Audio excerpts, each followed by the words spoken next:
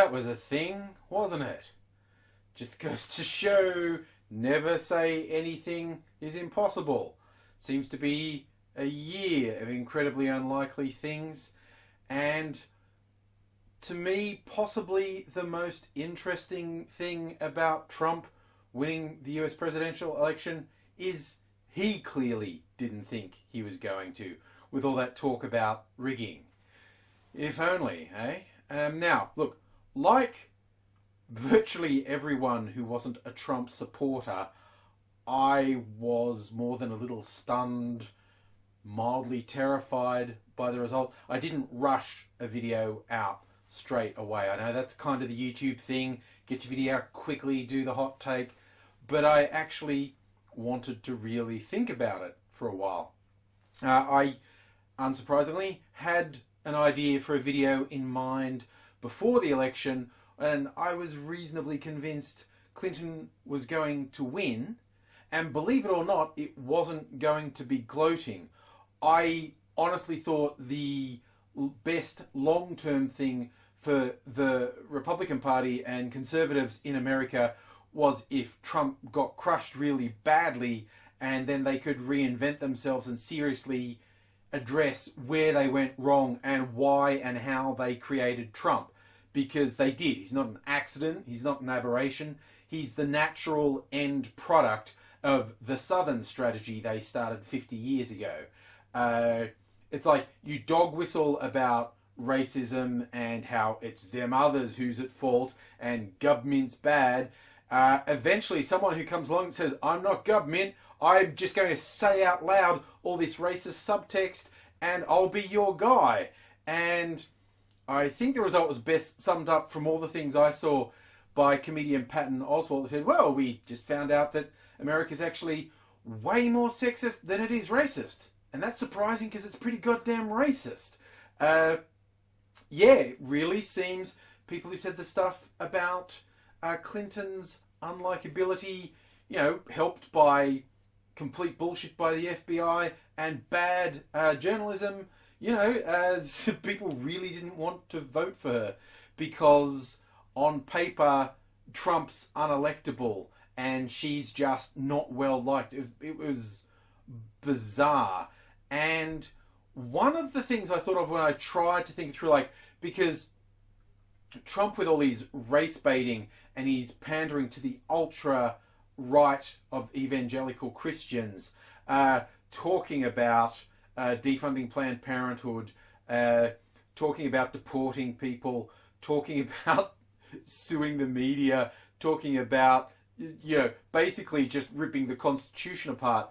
It seems bad, right? It seems bad, and a lot of people feel frankly terrified. And if you are one of the people he's targeted and validated the abuse of, and that's basically non-straight white men, I don't blame you if you feel scared. Now try to think about it for a while. It's interesting what everyone who I empathize with is feeling about Trump. When you look at how the right, extreme right of the Republican Party and their grassroots, the Tea Partyers, said they felt about Obama, it's really close to identical. And of course, Obama never did any of the things they said he was going to do. Didn't take their guns, didn't take anything, didn't limit their religion. He didn't turn out to be a secret Muslim. You know, he actually killed Osama bin Laden. And I thought, well, could we take the hope that, well, maybe our paranoia about Trump is just that, paranoia. I just saw him about to set fire to something. That's a metaphor for talking about Trump. I'll be back in a second.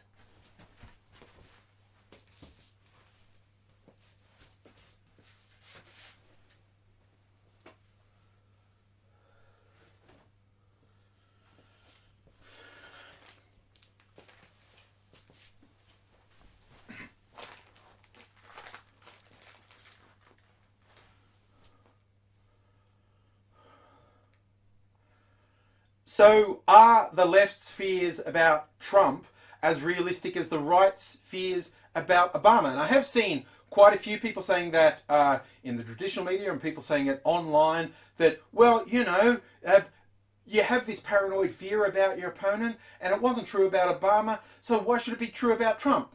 That sounds comforting for a second, but then you have to take into account Obama never attacked anyone. He never told his supporters to attack anyone. Quite the opposite, in fact.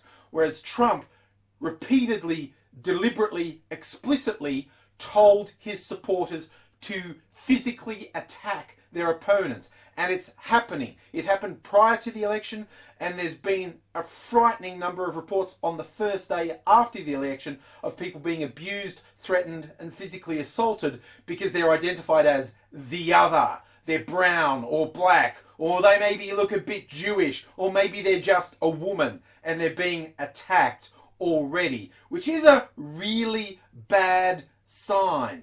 And look, honestly, even if America doesn't explode in violence, and I hope it won't, I think a lot of people are going to get persecuted, at least verbally. I think there's going to be more violence in the coming years, which I don't want it. I'm not advocating it, but it feels impossible to avoid. And I think the people who are saying, oh, give Trump a chance, he might not be that bad, are being overly glib with the fact that Trump has basically endorsed ultra-right-wing racism, white nationalism. He has made it explicit. If you are not the white people, you are the enemy, and you are to be punished. And that's just the top line of what's concerning.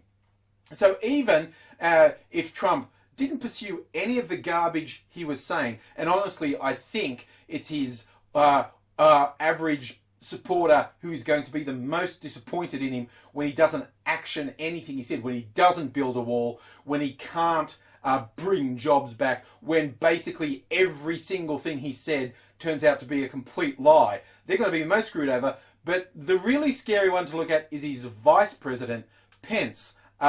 Again, an ultra right-wing Christian evangelical.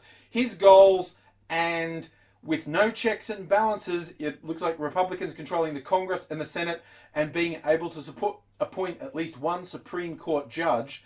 It's very clear, when Pence is an advocate of, well, he calls it gay conversion therapy, it is literally electrocuting gay kids until they say they're not gay anymore.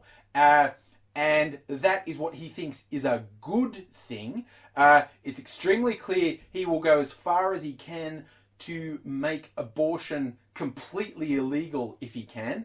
And people say, but he's the vice president. How much do they get to do? Well, because Trump's not policy guy and Pence is. And one of the stories which was never refuted by the Trump camp is his big pitch to people he approached for VP was, I don't even really want to be president. I just kind of want everyone to look at me and be called president and wave to the crowds. If you come on as VP, you can basically dictate policy.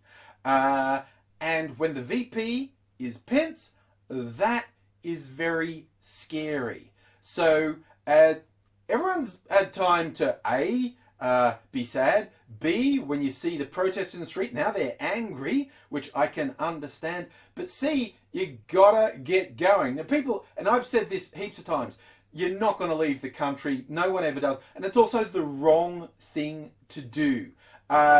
Look to people who were already organisers. One, I saw lots of really meaningful things written online. One was a long thread on Twitter by a black guy who said, look, hey, all you decent white people who woke up this morning feeling scared, feeling threatened, feeling you are in danger, this is what people of colour wake up to every single day. You've had the scales removed from your eyes and you can't pretend the racism and the violence and the danger isn't there anymore.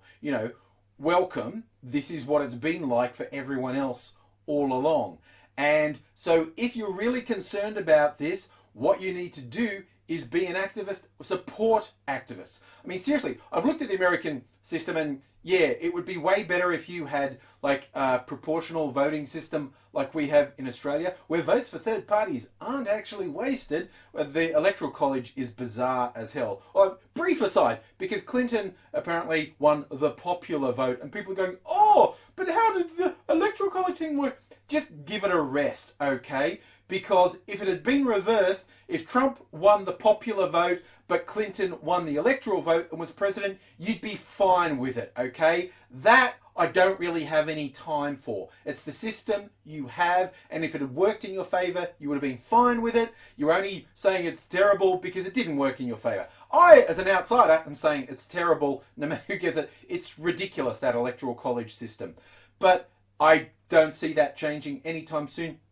But you can get involved at your local and state level without even going to the federal. You know, get people you want elected, work for people, or even next time there are elections, work on get the vote out. So volunteer for the people who do the calling, getting people to vote, helping people get out to vote.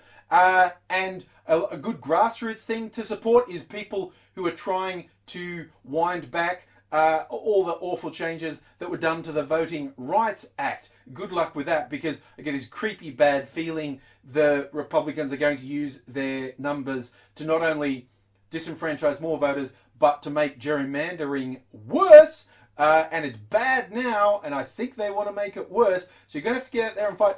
Look for people to support the ACLU, the Electronic Frontiers Foundation, the NAACP, the causes that are important to you. Find the established activist groups. If you don't have the time to volunteer yourself, donate to them. You know, if it's $5, encourage your friends to donate them. That's where it's going to be. Like, you need to be active. And you can point to a whole bunch of things, and all the armchair experts have been saying, well, that's why Clinton didn't win. Well, that's why. One big thing is a lot less people voted on the Democrat side than they did in the previous elections. People weren't motivated to get out and vote.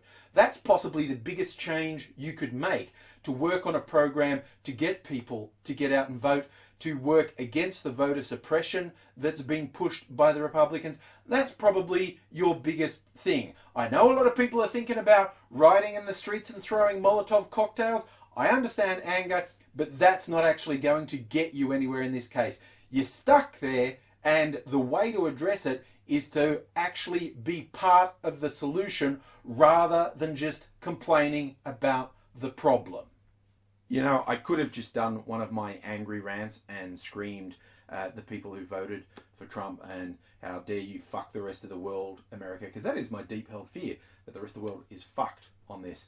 And hey, look, if a lot of people comment that they want me to do a rant just for catharsis, it won't be productive, but it might make me feel better to do it, might make you feel better to hear it. So if enough people comment that you want me to just do a really angry, sweary rant about what the fuck happened, then I'll do that as well. Until then, look after yourself, stay safe, look after your friends, be good, because that's how bad people win, when good people don't stick to being good. Everyone who feels threatened by this is going to need each other. So as hard as it is, look to the positive, look to the people you can be with, and try not to focus on the unspeakable horror that it feels like is happening right now.